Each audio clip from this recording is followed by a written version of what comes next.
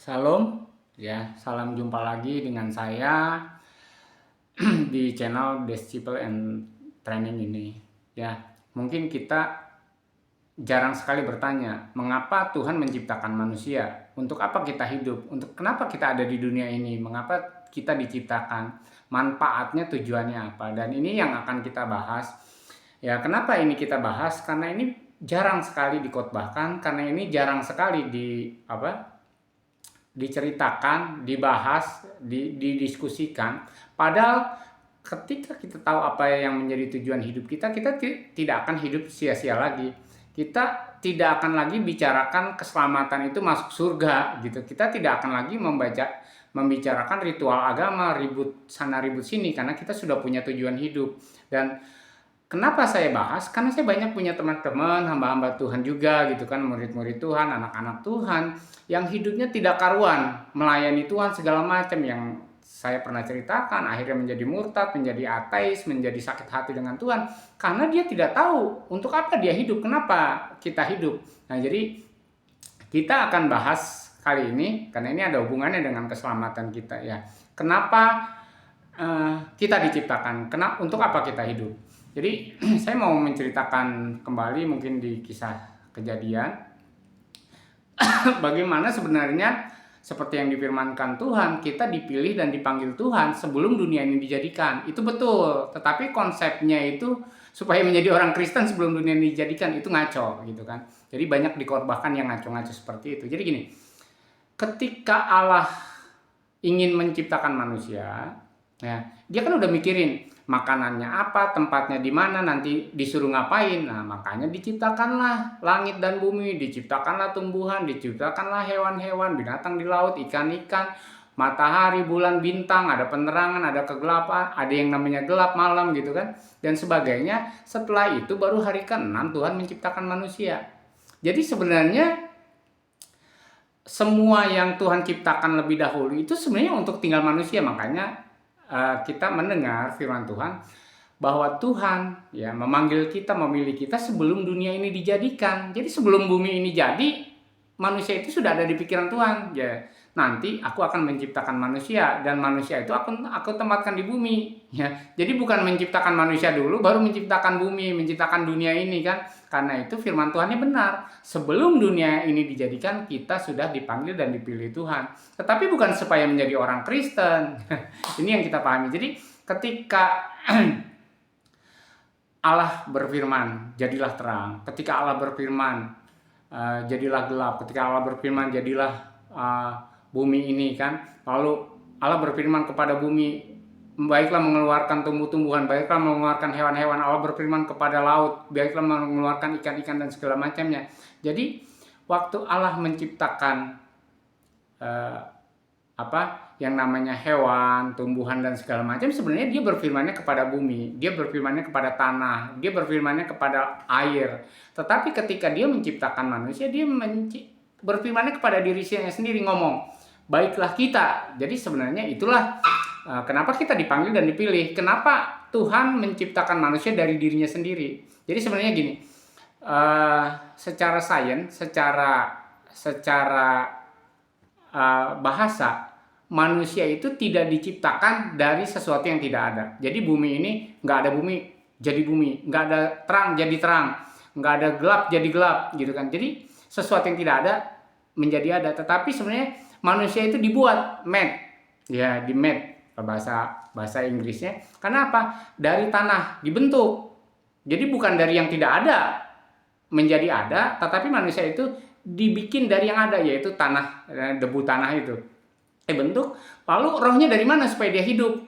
Yaitu dari Allah sendiri. Roh Allah dihembuskan sehingga manusia itu hidup. Jadi penciptaan manusia itu unik, yaitu pertama dibuat dari bumi yang fana ini, dan dibuat juga gitu kan dari Allah sendiri, dari diri Allah sendiri. Karena itu Allah menciptakan manusia itu dari dirinya sendiri. Dia berfirman kepada dirinya sendiri, marilah kita. Supaya apa? Supaya segambar dan serupa dengan Allah. Jadi kita dipanggil dan dipilih supaya segambar serupa dengan Allah. Sebenarnya itu nanti firman Tuhan di perjanjian baru begitu. Sebab kita dipanggil dan dipilih supaya kita menjadi serupa dan segambar dengan anaknya. Ya, ketika kedatangan Yesus untuk dibalikan lagi. Kenapa? Karena ketika Adam jatuh dalam dosa, ya, itu menjadi rusak. Gambar dan rupa Allah itu menjadi rusak. Gambar manusia sendiri menjadi rusak. Gambar dirinya manusia itu jadi hilang gitu kan.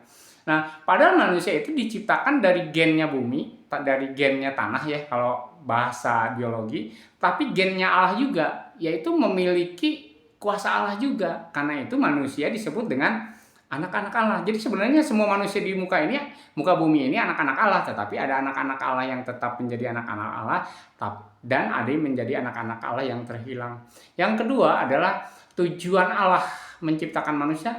Dia butuh teman, dia butuh komunitas. Mungkin istilahnya seperti itu ya. Jadi malaikat itu hambanya Allah, tetapi manusia itu adalah anaknya. Beda. Malaikat itu melayani Tuhan, tetapi Tuhan ingin bekerja sama dengan manusia. Karena itu ketika Dia menciptakan manusia, berkuasalah atas bumi ini gitu. Bukan dunia ini menguasai manusia, berkuasalah atas bumi ini, berkuasalah atas hewan-hewan di laut, binatang-binatang dan segala macamnya. Itu disuruh berkuasa mewakili Allah. Ya kalau seorang anak mewakili bapaknya untuk mengelola bumi ini. Tetapi ketika manusia jatuh dalam dosa, Allah kesal, marah. Marahnya apa? Terpisah. Jadi komunitas dengan Allah itu terpisah, tapi manusianya tetap hidup gitu kan, menjelajahi bumi, tetapi komunikasinya terputus. Tujuan Allah supaya manusia itu menguasai bumi, sampai hari ini manusia menghancurkan bumi, ya kan? Bahkan nanti mungkin bumi dengan segala yang ada dihukum, dihancurkan, dibakar ya, dihanguskan ya kan, sampai tidak ada yang tersisa. Sehingga Allah harus menciptakan langit yang baru dan bumi yang baru untuk kita gitu. Jadi sebenarnya bumi itu diciptakan untuk kita, untuk manusia. Nah, kalau kita tahu tujuannya itu, maka kita akan ngerti tujuan kita diselamatkan itu untuk apa. Jadi itu yang hal dasar yang harus kita pahami. Jadi kalau kita mengerti ini, maka kita akan berubah loh 180 derajat pola pikir kita, cara hidup kita. Kita akan berubah kalau kita ngerti ini. Ngerti bahwa tujuan Allah menciptakan kita dan untuk apa kita hidup. Mungkin saya dengar hamba Tuhan, tujuan kita adalah menyembah dan memuliakan Allah. Tapi dengan cara apa? Sehingga ada orang penyembahan terus setiap hari, pagi, siang, malam, nyanyi-nyanyi terus ya kan. Dengan eranya karismatik seperti sekarang kan begitu. Terus ada orang yang ingin dekat dengan Allah terus seperti dengan Maria, ya doa terus dari pagi, siang, malam. Gitu kan, berdoa terus. Tapi itu sebenarnya bukan tujuannya gitu. Jadi tujuan untuk menguasai buminya nggak di situ gitu kan. Jadi ketika membangun hubungan dengan Allah itu bukan berdoa sebanyak-banyaknya gitu. Tapi membangun hubungan betul dengan berdoa, tetapi berdoa sebanyak-banyaknya belum tentu membangun hubungan. Ya contohnya misalnya gini. Orang membaca firman Tuhan ya supaya dekat dengan Allah, tahu isinya hati Allah ya. Adam nggak pernah baca firman Tuhan, Henok, Nuh, Musa gitu kan. Bahkan Musa yang baru menulis kitab Taurat itu tidak membaca firman Tuhan seperti yang kita, berapa pasal, 3 pasal, 4 pasal, bahkan ada yang 10 pasal sehari, katanya supaya mengenal Tuhan, supaya dekat dengan Tuhan. Tetapi apa yang kita lihat misalnya setelah kejatuhan manusia, Henok bergaul karib dengan Allah yang umurnya berapa ratus tahun. Terus Nuh bergaul dengan Allah, Musa menjadi sahabat Allah. Dan itu sebenarnya yang diingini Allah, yaitu sekalipun hadirat Allah itu hilang ya, hadirat Allah itu hilang ketika manusia keluar dari Eden, karena di Eden itu ya ngomong-ngomong ya yang itu ya seperti biasa saja, Adam dan Hawa ya bisa mendengar Allah, ngomong, ngobrol ya. Tapi seandainya waktu itu ada kafe ngopi ya mungkin Allah sama Adam dan Hawa ngopi-ngopi gitu kan, ngobrol, kita mau ngapain, ini zebra mau diapain, ini gajah mau diapain ya, kita mau apain ya. Hal seperti itu mungkin ya. Tapi ketika terputus maka Allah hanya bergaul dengan orang-orang tertentu. Ya karena Alkitab sendiri yang mencatat tidak kepada semua orang bergaul gitu kan. Dia menyatakan isi hatinya, tidak bergaul dengan semua orang. Tetapi dengan kedatangannya Yesus ya mati bagi kita, itu jelas tujuannya supaya kita menjadi segambar kembali serupa dengan Allah dan dikembalikan menjadi anak-anak Allah. Makanya barang siapa yang percaya kepadanya diberinya kuasa untuk menjadi anak-anak Allah lagi gitu loh kan, supaya menjadi segambar dan serupa dengan Yesus. Nah masalahnya waktu Adam jatuh dalam dosa bukan menjadi serupa dengan Allah, ingin menyamai Allah, sama seperti Lucifer ingin menyamai Allah, ingin sama seperti Allah gitu kan. Jadi menyerupai dengan sama sejajarkan dirinya dengan Allah itu satu beda. Jadi iblis menawarkan manusia itu sama seperti iblis ingin meninggikan dirinya sama dengan Allah, lalu dia menawarkan Adam dan Hawa, kalau kamu makan buah itu kamu akan sama dengan Allah gitu kan. Nah, itu sebenarnya dosanya Adam dan Hawa sama dosanya Lucifer sama, yaitu ingin menyamai Allah gitu kan. Dan ketika Allah tahu itu, wah marah, harus keluar dari Taman Eden. Nah, menurut cerita, walaupun tidak ada di Alkitab, ada beberapa momen cerita bahwa ketika manusia keluar dari Taman Edennya diangkat ke surga, dan nanti datang menjadi Yerusalem yang baru, Yerusalem yang penuh dengan kemuliaan Tuhan, Eden yang baru, katanya seperti itu ya. Saya tidak menganggap itu benar atau salah, karena itu tidak ada di dalam Alkitab. Jadi berdasarkan penafsiran seperti itu. Tetapi tentang langit yang baru dan bumi yang baru yang akan kita tinggali, yang nanti kita hidup bersama-sama dengan Allah setiap hari adalah, ya mungkin itulah Eden yang baru, yaitu langit yang baru dan bumi yang baru, di mana kita bisa ngobrol dengan Allah, kita bisa memuji Tuhan, kita bisa mengelola langit dan baru yang bumi yang baru. Kalau bumi yang sekarang, karena kita sudah jatuh dalam dosa, natur kita natur dosa, ya kita rusak. Walaupun mungkin kita itu hamba Tuhan yang luar biasa, tetapi kita pakai bensin fosil, ya kita mencemari udara. Ketika kita bakar sesuatu, kita mencemari udara. Kita makan sesuatu, bahkan apa yang kita pakai itu mencemari dunia ini kan. Ya, itu yang sebenarnya ya semakin hari, sekalipun banyak orang semakin beriman, tetapi dunia tetap rusak. Nah, karena itu ketika Yesus mengajarkan berdoa, kerinduan Allah itu diungkapkan. Bagaimana berdoa? Doalah, jadilah kehendak Bapa di bumi ini seperti di surga. Jadi rencana Tuhan ingin bergaul dengan manusia ciptaannya sebagai anak-anaknya, itu adalah ingin Allah itu turun ke bumi, ya, merasakan surga itu ada di bumi. Ya, jadi kita semua percaya Allah itu ada di surga. Tetapi Allah ingin turun ke bumi, di bumi seperti di surga, damai, sejahtera, sukacita, gitu kan. Tetapi karena manusia sekarang semakin jahat, ya makanya di Wahyu nanti diceritakan Allah menciptakan langit yang baru, bumi yang baru, yang seperti di surga. Jadi nanti ada pemahaman-pemahaman yang berbeda, ya nggak apa-apa lah, saling bertentangan satu lain, karena kita juga tidak tahu kemuliaan manusia itu kan menyelidiki segala sesuatu, tetapi kemuliaan Tuhan adalah merahasiakan segala sesuatu. Dan saya setuju bahwa kalau sesuatu yang tidak Tuhan ceritakan kepada kita, ya kita tidak tahu, kita tidak so tahu gitu kan, tidak ingin tahu juga gitu kan. Ya, justru keinginan tahuan kita itulah yang akhirnya kita menjadi so tahu. Yang kita harus pahami, sehingga ketika kita diselamatkan, ya seperti firman Tuhan dalam Perjanjian Baru, surat-surat para rasul, bahwa kita itu diciptakan untuk kita menjadi serupa lagi dengan Allah melalui Yesus. Ya, supaya Yesus itu menjadi yang sulung di antara kita semua. Nah, itu jadi tujuan hidup kita itu sebenarnya supaya menjadi, bukan kita supaya masuk surga, karena surganya nanti sudah langit yang baru dan bumi yang baru sudah disediakan bagi kita. Jadi nggak usah mikirin masuk surga, masuk neraka. Nah, implikasinya apa? Ketika kita tidak ngerti tujuan kita untuk menjadi serupa dan segambar dengan Yesus, atau menjadi serupa dan segambar dengan Allah, akhirnya apa? Hidup kekristenan kita itu menjadi agamawi. Semuanya bicara tentang ritual, persembahan, perpuluhan. Ya pokoknya hal-hal yang duniawi yang agama-agama dunia lakukan, kita lakukan, berdoa, puasa, menyakiti diri segala macam gitu kan. Bahkan meminta-minta Tuhan gitu kan. Bukannya Tuhan yang meminta kepada kita supaya kita bekerja sama, tetapi kita yang minta Tuhan atas kehendak kita. Ya, ini yang akhirnya kalau kita mengerti, memahami bahwa tujuan kita hidup itu bukan untuk diri kita sendiri, tetapi untuk Allah, untuk tujuan Allah, kemuliaan Allah, maka pola pikir kita akan berubah. Kita kerja akan berubah pola pikirnya. Kita berkeluarga, punya anak, punya istri, punya mobil, punya rumah, itu akan berubah pola pikirnya. Jadi akan dipulihkan. Jadi selama orang masih susah di dunia ini dengan uang, dengan orang lain, masih susah dengan apapun, berarti dia pola pikirnya yang belum berubah. Tetapi ketika kita tahu bahwa tujuan kita diciptakan itu bukan supaya kaya, bukan supaya hidup bersenang-senang, tetapi untuk kemuliaan Tuhan. Bukan cuma untuk menyembah Tuhan, kita disuruh mengelola bumi ini, dan supaya kita menjadi serupa dengan segambar dengan Dia kembali melalui Yesus Kristus. Jadi agama-agama lain tidak menekankan, walaupun ada, ya di dalam Islam ada yang namanya sufisme, ya, tasawuf, dan itu nggak diajarkan di dalam Al-Quran, tetapi diajarkan oleh orang-orang Persia kalau nggak salah waktu itu, bahwa semakin hidup itu hidup untuk Tuhan, ya, Tuhan di dalam kita, kita di dalam Tuhan. Terus di Kejawen, ya, Mandunggaling Gusti Kulo, bagaimana Buddha menceritakan bahwa untuk mendapat pencerahan menjadi serupa dengan gambaran Sang Pencipta itu harus mendapat pencerahan budi, ya, mendapat budi gitu kan, mendapat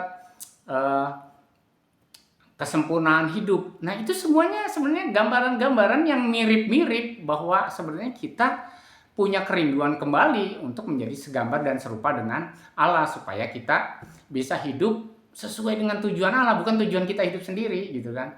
Tapi memang bisa kita hidup dengan masing-masingnya. Saya petani, ya, saya melakukan tujuan Allah di dalam dunia pertanian. Ada orang yang bekerja melakukan tujuan Allah di dalam setiap pekerjaannya gitu ya. Itu yang harus kita pahami, ya kan, menjadi guru, menjadi dokter, segala macam. Tetapi ada tujuan Allah di situ supaya kita menjadi segambar dan serupa dengan Allah, dan nama Tuhan dipermuliakan, dan datang kerajaan Allah di bumi seperti di surga. Jadi orang Kristen itu jangan rebutan pengen masuk surga. Kalau pengen masuk surga, udah hari ini terima Yesus, besok mati aja gitu kan.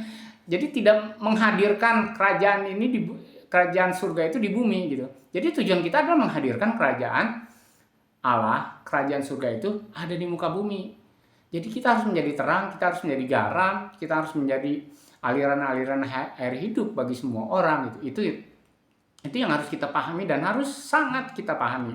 Jadi begini, pabrik tidak pernah menciptakan suatu benda untuk benda itu sendiri. Misalnya menciptakan kursi, supaya kursi menyombongkan sendiri. Kursi itu bermanfaat kalau ada yang makai, kalau ada yang duduki. Demikian pulpen, demikian juga pensil, buku, semuanya itu diciptakan bukan untuk dirinya sendiri, tetapi manusia. Karena manusia memberontak, manusia itu merasa hidup untuk dirinya sendiri. Ini kan uang-uang gua, mobil-mobil gua, duit-duit gua. Nah, kadang-kadang hal yang begitu itu terjadi di dalam dunia kekristenan. Ketika ada seorang hamba Tuhan dikritik, ini saya, gitu kan.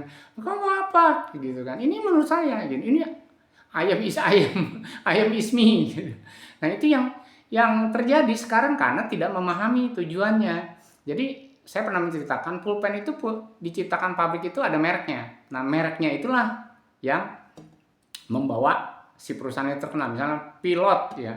Jadi pulpen itu membawa nama harum pilot. Ya, ketika pulpen itu benar, bagus dan baik, maka ini bagus nih pulpennya pilotnya, misalnya seperti itu ya. Atau misalnya HP sekarang, ya kan, ini HP ini bagus nih, HP Xiaomi, HP Samsung, iPhone. Nah, kita akan menyebut mereknya. Nah, merek kita itulah Allah gitu loh kan. Allah, kita adalah anak Allah, kita anaknya gitu. Dan kita punya labelnya Allah gitu kan. Jadi bukan untuk kita sendiri, bukan untuk supaya kita dikenal, enggak, tapi supaya Allah dikenal. Jadi tujuan hidup itu supaya Allah dikenal, supaya orang yang terhilang, anak-anak yang terhilang itu bisa kembali lagi. Sebab maksud kemurahan Allah adalah memimpin orang kepada pertobatan, supaya kembali lagi kepada jati dirinya yang mula-mula dulu. Makanya Yesus berkata, akulah jalan kembali untuk kembali seperti ciptaan semula gitu. Kembali seperti Adam yang pertama. Makanya Yesus disebut Adam yang kedua, untuk mengembalikan kita semua manusia di muka bumi ini menjadi kembali seperti Adam yang dikehendaki Tuhan sejak semula, sebelum dunia ini diciptakan gitu kan. Yang kedua adalah kebenaran. Yesus berkata, akulah kebenaran. Ya, supaya kita hidup di dalam kebenaran-kebenaran itu, bukan dengan kebenaran sendiri. Nah, banyak teman-teman Kristen dan saya kritisi, kadang-kadang kita hidup menurut kebenaran sendiri, baca firman Tuhan menurut kebenaran sendiri. Iblis juga kan ketika membaca firman Tuhan menurut kebenarannya sendiri, ketika dia mencoba Yesus juga menurut kebenarannya sendiri, bukan menurut kebenaran yang Allah kehendaki. Terus memberikan hidup, ya. Jadi Yesus datang supaya kita memberi hidup lagi. Dulu kan kita mati, rohnya mati katanya gitu kan. Ceritanya kan begitu, dan kita sepakat semua ketika kita jadi dalam dosa, roh kita mati, tapi dihidupkan kembali. Setelah dihidupkan kembali, jiwanya dihidupkan kembali, lalu tubuhnya dihidupkan kembali. Semuanya nanti menjadi sempurna, karena tubuh yang panah ini nanti akan hilang karena sudah penuh dengan dosa. Maka Tuhan memberikan tubuh kemuliaan, tubuh yang baru gitu lah. Jadi semuanya akan menjadi hidup, membuat hidup lebih hidup. Nah, Yesus berkata, aku datang bukan apa? Ya, pencuri datang untuk mencuri dan membunuh dan membinasakan, tetapi aku datang untuk memberi hidup supaya mereka mempunyainya berkelimpahan. Nah, kadang orang itu mikirinnya duit mulu atau ke harta terus. Wah, hidup kita berlimpah, limpah uang, limpah ini, limpah itu. Aduh, ampun deh. Jadi sebenarnya hidup yang berkelimpahan adalah hidup yang berarti.